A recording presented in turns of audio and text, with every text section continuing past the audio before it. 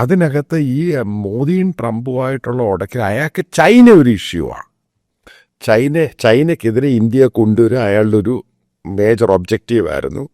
അതിൻ്റെ പേരിലാണ് കോണാണെങ്കിലും global ഫോറത്തിലൊക്കെ India ഇയാളെ പൊക്കിക്കൊണ്ടുവന്നത്. പക്ഷെ ഇയാൾ ഒരിക്കലും ഉദ്ദേശിച്ചില്ല മോദി ഈ രീതി ചെയ്യുമെന്ന്.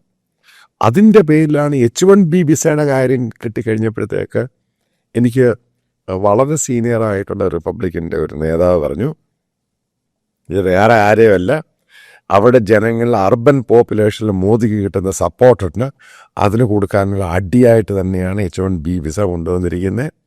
പിന്നെ മൂവി ഇൻഡസ്ട്രീസിൽ മോദിക്ക് ഭയങ്കര വലിയ സ്വാധീനമുണ്ട്.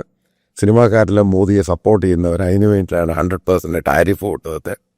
അപ്പോൾ ഇതേപോലെയുള്ള സംഭവങ്ങളെല്ലാം അവസാനം ഇതെല്ലാം കാണുമ്പോൾ റഷ്യൻ ക്രൂഡിൻ്റെ കാര്യത്തിൽ സറണ്ടർ ചെയ്തു, വെപ്പൺസിൻ്റെ കാര്യത്തിൽ സറണ്ടർ ചെയ്തു, H1B വിസയുടെ കാര്യത്തിൽ നമ്മൾ റിക്വസ്റ്റ് ചെയ്തു. അതേപോലെ ഇറാൻ്റെ ഇന്ത്യ ഓപ്പറേറ്റ് ചെയ്യുന്ന പോർട്ട് ആ കാര്യത്തിൽ നമ്മൾ സറണ്ടർ ചെയ്തു. അതായത് നമ്മളെ വെറും പാകിസ്ഥാന് തുല്യമാക്കി മാറ്റി.